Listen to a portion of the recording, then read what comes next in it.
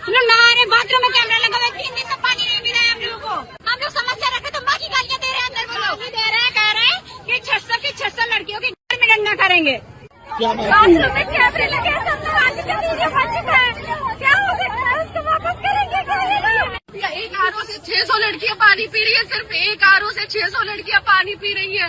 पंखे के लिए कह रहे हैं 30 लड़कियों में 4 पंखे लगे, वो भी कंडेंसर नहीं है उसमें, कह रहे पावर डाउन आ रहा है, अगर अपना पंखा लगा ले तो कह रहे बिल आएगा, बिल भरना पड़ेगा। अरे योगी जी कल आ रहे तो उनके लिए रोडें बन गई, हमारे लिए बिल आएगा, पंखे के लिए बिल आएगा। हमारे यहाँ गोंडा जेटीसी में कूलर 60 आए थे, इकट्ठे 60 कूलर आए थे, यहाँ पे सिर्फ 2 कूलर लगे हैं, कुछ कोई व्यवस्था नहीं है, पूरी रात लाइट नहीं आई है। अब 3 घंटे की नींद लेकर यहाँ हम ट्रेनिंग करेंगे, परेड करेंगे, 3 घंटे से लगे हुए हैं। नमस्कार दोस्तों, आज के वीडियो में हम बात करेंगे यूपी की राजनीति के बारे में। वैसे तो यूपी हर समय चर्चा के विषय में बना रहता है, लेकिन आज जिस विषय पर हम बात करेंगे वह है ट्रेनी पुलिस सिपाहियों के बारे में। ट्रेनी पुलिस महिला सिपाहियों के बारे में उनके साथ में कुछ अमानवीय बर्ताव किया गया, जिसको लेकर 600 महिला ट्रेनी सिपाहियों ने खुलेआम सड़कों पर आकर अपनी व्यथा को व्यक्त किया। और ऐसे में जबकि वहाँ पर प्रदेश के मुख्यमंत्री योगी आदित्यनाथ का दौरा लगा होता, ऐसे में पुलिस अधिकारियों के हाथ पांव फूल गए कि महिला ट्रेनी सिपाहियों ने ऐसा दिन ही क्यों चुना जिसकी वजह से उनकी सांसें ऊपर नीचे होने लगी। जिस तरीके से महिला ट्रेनी सिपाहियों ने अपनी व्यथा लोगों में प्रेस के सामने जताई, उससे लोगों की आंखें खुली रह गई। महिला ट्रेनी सिपाहियों ने कहा कि जहां उनकी ट्रेनिंग चल रही है 26वीं बटालियन पीएसी की 26वीं बटालियन में लगभग 600 से अधिक महिला ट्रेनियों की ट्रेनिंग चल रही है। और वो ट्रेनियों ने जिस तरीके से महिला ट्रेनियों ने अपनी व्यथा बताई कि जहां वो उनको रखा गया है वहाँ न प्रॉपर पानी है, न बिजली है, और ना ही कोई समुचित व्यवस्था जिसकी वजह से वो सही माहौल में ट्रेनिंग कर सके। उन्होंने यहाँ तक आरोप लगाया कि उनके बाथरूम तक में सीसीटीवी कैमरे लगाए गए हैं, इस वजह से उनको खुले में नहाना पड़ता है। इस स्थिति में आप अंदाज़ा लगा सकते हैं किन परिस्थितियों में ये महिला ट्रेनी, जो कि भविष्य में आने वाली सरकार की सेवा में जुटेगी, उनके साथ कैसा दुर्व्यवहार किया जा रहा है। और दूसरी तरफ जब ये मामला आपे से बाहर हो गया, तब बड़े से बड़ा अधिकारी गोरखपुर की पीटीसी 26 बटालियन में पहुंचे और उन्होंने मामला संभालने की कोशिश की, लेकिन मामला संभालने के बजाय वहाँ पे उनको धमकी देने की बात ज़्यादा समझ में आती है।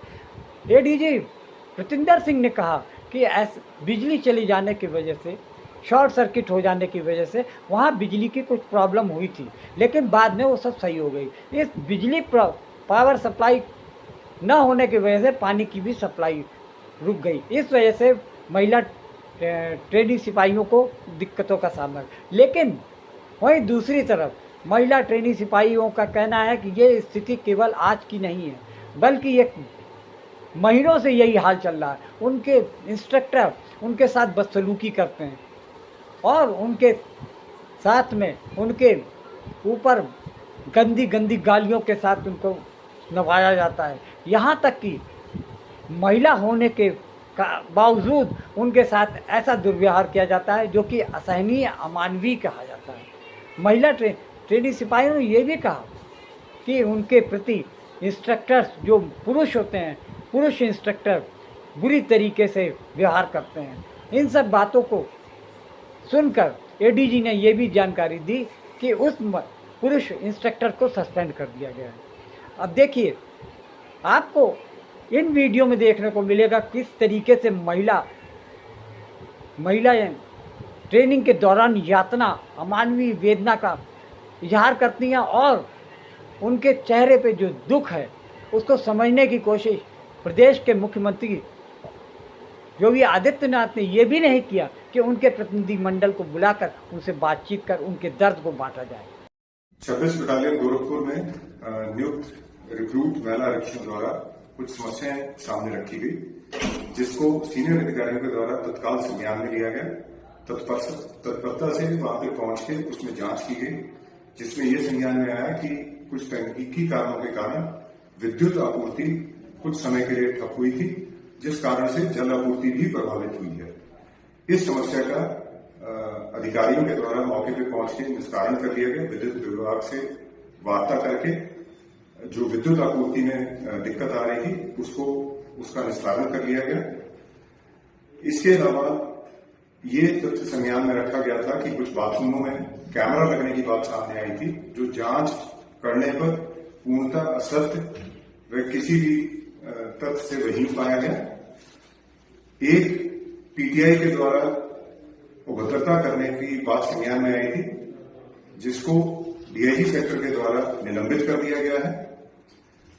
उत्तर प्रदेश पुलिस के लिए महिला रिक्रूट आरक्षियों की जो ट्रेनिंग है उसको सुरक्षित और उच्च कोटि की करना ये उत्तर प्रदेश पुलिस की प्राथमिकता है, जिसको सब जगह अच्छी तरह से करवाया जा रहा है। इसके साथ साथ अनुशासनहीनता और सोशल मीडिया पे कुछ अफवाह फैलाने वालों को भी चिन्हित किया जा रहा है और चिन्हित करके उनके खिलाफ सख्ती से वैसे तो यूपी हर समय चर्चा में बना रहता है, यानी कि आप ये देखिए कि किस तरीके से महिलाओं के प्रति जो अपराध बढ़ते जा रहे हैं उस पर पुलिस की मनमानी रहती है। यानी अल्पसंख्यक या माइनॉरिटी का कोई सदस्य हो या अति दलित या दलित जाति से संबंधित कोई पीड़ित होता है तो उसकी सुनी ही नहीं जाती है। बेतहाशा महिलाओं के प्रति अपराध बढ़ते जा रहे हैं। इस पर भी सरकार अमृतकाल में जी रही है। उनको ये लगता है कि जो वो कहते हैं वही सही है। उनके हिसाब से प्रदेश में राम राज बस रहा है, हर तरफ राम राज है, सब लोग सुखी हैं, कोई दुखी नहीं है, किसी के प्रति कोई भी समस्या नहीं है। यानी महंगाई से गरीब की कमर टूटी जा रही है, लेकिन प्रदेश सरकार अमृतकाल में जश्न मनाई जा रही है। अपराध बढ़ते जा रहे हैं, पुलिस की मनमानी बढ़ती जा रही है, लेकिन सरकार अपनी कुंभकर्णी नींद से जगने का काम नहीं ले रही है। कहीं भी मेरे सामने शिकायत आई, किसी बेटी किसी बहन हमारे आवागमन में, हमारी स्वतंत्रता में इस व्यक्ति ने या फलानी स्थान पर ये हुआ है, बाधा पहुंची है, सुरक्षा खतरे में है, तो वहां पर सबकी हम जवाबदेही तय करेंगे। सिर्फ एक आरओ से 600 लड़कियां पानी पी रही है। पंखे के लिए कह रहे हैं 30 लड़कियों में 4 पंखे लगे, वो भी कंडेंसर नहीं है उसमें। योगी जी कल आ रहे तो उनके लिए रोडें बन गई। हमारे बाथरूम में कैमरा लगा हुआ है, 3 दिन से पानी नहीं मिला है हम लोगों को। आरटीसी प्रभारी हम लोग को गाली दे रहे हैं, माँ बहन की गालियां दे रहे हैं। हम लोग समस्या रखे तो माँ की गालियां दे रहे हैं। अंदर वो लोग दे रहे हैं, कह रहे हैं कि 600 लड़कियों की डंडा करेंगे।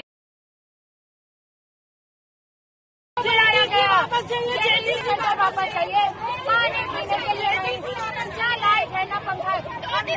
खुले में नहा रहे आदमी आ जा रहे हैं, हम लोग हर जगह के नहाने का कैमरा लगा है।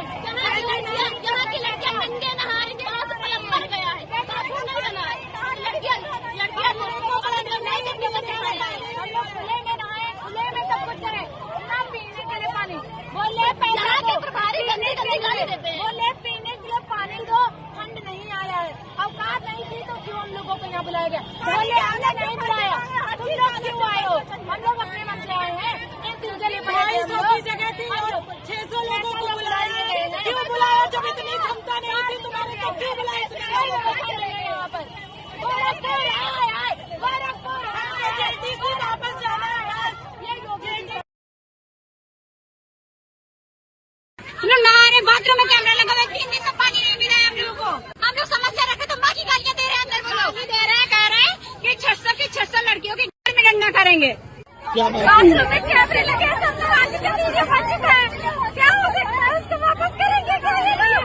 एक आरओ से 600 लड़कियां पानी पी रही है, सिर्फ एक आरओ से 600 लड़कियां पानी पी रही है।